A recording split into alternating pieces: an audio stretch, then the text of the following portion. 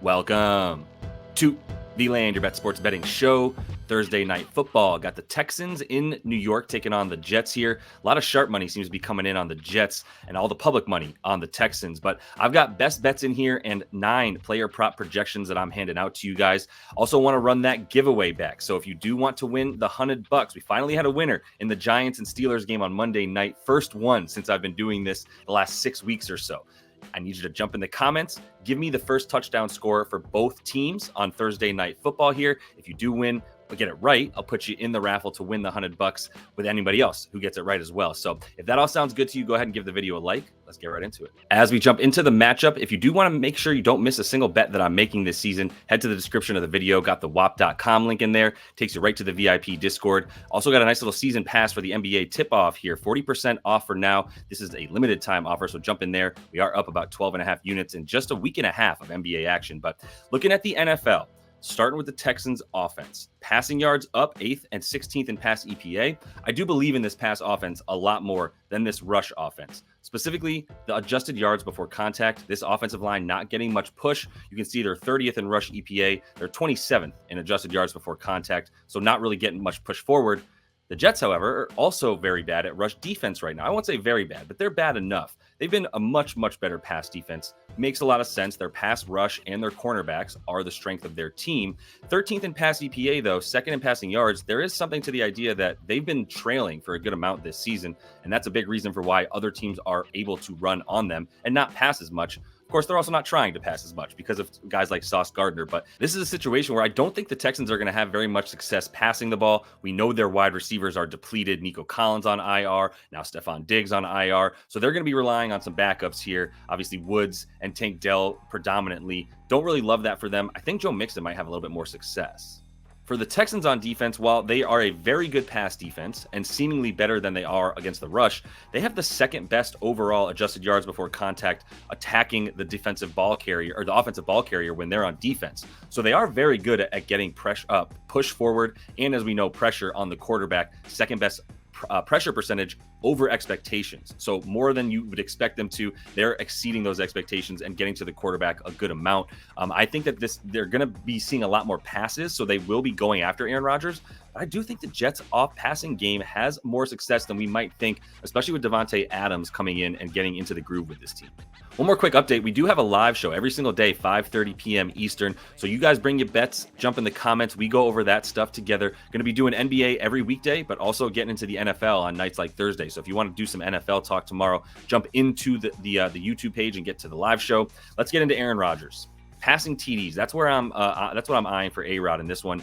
The Jets O-line has given him time, and that's kind of what I was trying to indicate in the matchup slides here is I do think this Jets O-line is going to help this pass game be a little bit more successful than might be expected against a very good pass defense. This team is second in passing percentage inside the 20, a big reason why I like the passing touchdowns more. Plus, I think this Texans defensive line against the rush is going to be much more successful than it is against the pass. You've also got both safeties hurt for the Texans, and Jimmy Ward is officially out. So that's going to help a ton when you're trying to go over the top. Texans playing a good amount of cover 4 and relying on those safeties a ton. And they have allowed the 5th most passing TDs to quarterbacks this season. So there's something to be said for once you get into scoring range for this offense for the Jets, they're much more likely to score through the air rather than on the ground. Welcome to the season, Garrett Wilson. He's been alive now for roughly the last 4 or 5 weeks. And if you were worried about Davante Adams sort of eating into his production, it's kind of been the opposite. Since he's gotten there in the last 2 weeks, we've seen a lot of success for Garrett Wilson. He's had 266 air yards in the last 2 weeks. Not something that he was doing very much before Davante got there, and really at the beginning of the season before he got much more in sync with Aaron Rodgers, right? Since then, he's had 5 of the last 7 games where he's gotten over this long reception number, which is at about 22.5, 23.5 yards, depending which book you're looking at.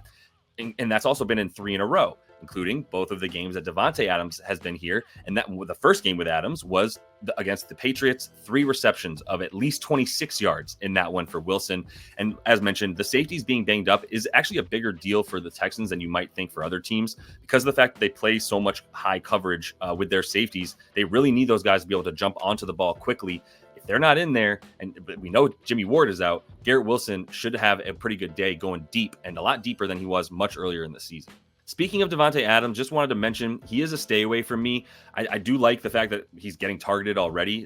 What choice did Rodgers have? He doesn't really have a secondary receiver option. Mike Williams has not been panning out. Alan Lazard is going to be hurt in this one. So if you were going to take Devontae at any point in time, this would be it. But like I said, that's mostly because Alan Lazard is hurt. And I'm not necessarily ready to bank on him being in sync with Rodgers just yet. This might be the breakout week. It's either probably this one or the next one, but I'm personally staying away from it in this game just because of the fact that Wilson is such a clear number one. And I do think that they're going to be looking on his side of the field a bit more.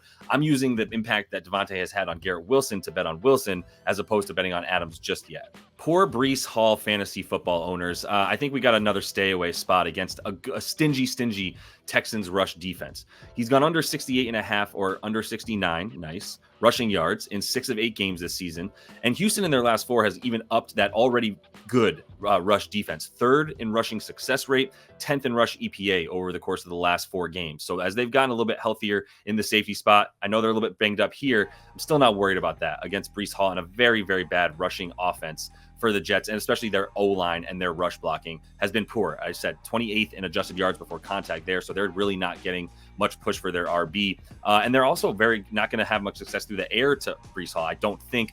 You look at Houston, 3rd in terms of limiting running back receptions, 4th in limiting the yards to the position. So even though that they're very good in terms of getting pressure, they still are not allowing much to the RB there. And it's because of the linebacking core. I will say Azeez Al-Shaair is out for this game already. That would be the biggest reason that I would be afraid of taking an over for Breece Hall receptions and receiving yards. But at about 31.5, I think it's still too high. If you want, I think an under on the rush and receiving combined is a pretty good play for Breece in this one. Poor CJ Stroud, man, is being left without a receiver to his name. I'd lean a fade for him on the yards and anything else because it's just too depleted at wide receiver against one of the best pass defenses in the league. Diggs is now on IR. We all know Nico Collins has been there already. Tank Dell's looking at a Sauce Gardner matchup that you can't possibly like.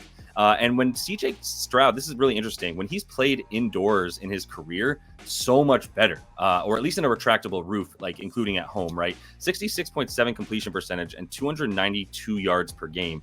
It's just so much different than 60% and 198 yards passing. It's wild. And it's something that I'll just continue to buy in this game as they play outdoors at MetLife Stadium against the Jets. I would definitely be leaning the under for his pass yards in this one. Joe Mixon is interesting this week because there's a lot of conflicting data, right? First thing that stands out to me when I see a team playing on a short week because they're on Thursday night, well, how much usage has this running back gotten recently? 25 carries in 2 straight games and now short rest is pretty scary for a guy who has a nasty injury history in the league. The thing is they haven't shied away from giving it to him this much when he's on the field and healthy, and he's healthy this week. So if he does get his rush attempts line, for instance, 20.5, right? If you were to just rush the ball 20 times with his yards per attempt this season, he'd be at 96 yards. Even if he goes under that and rushes 20 or 19 times, he's still getting over the rush yard prop at about 81.5 yards. The Jets, they allow 4.2 yards per attempt, so that would still get you to about 84 yards, depending on which sort of force you think is going to win out between the Jets D line and the Texans O line.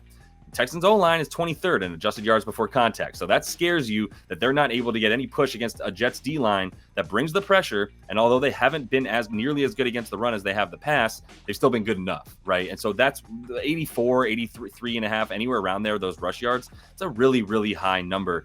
And if the Jets want to, they should be able to bring even more guys up in the box as there's not much of a threat through the air for the Texans. If anything, Joe Mixon will probably be used in the pass game a lot more. We saw him last week after Diggs left, pulled about 3 receptions, 20 yards or so after Diggs went out of the game. So I expect him to continue to be a part of the receiving game. That's where I'd be going before I went to the rush yards. And before we rush to bet on Tank Dell because Nico's out, hasn't really helped him this year. 4 games without Nico, under in 3 of 4 and only averaging 37 yards per game.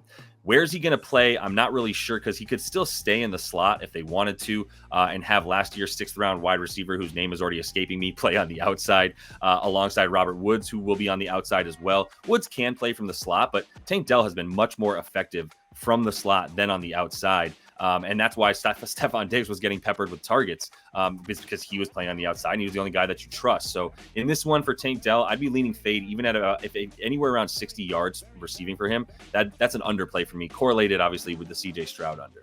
That is all the time we have for you. Outlier.bet. One more reminder, best research tool in the game. One-stop shop. If you do want to try it out before you go ahead and give any kind of money for a subscription, use the link that's in the description of the video. Get yourself 7 free days on Outlier.bet. But remember to jump in the comments. Let me know who the first touchdown scorer will be for each team to try to win that $100. Until I see y'all next, happy betting.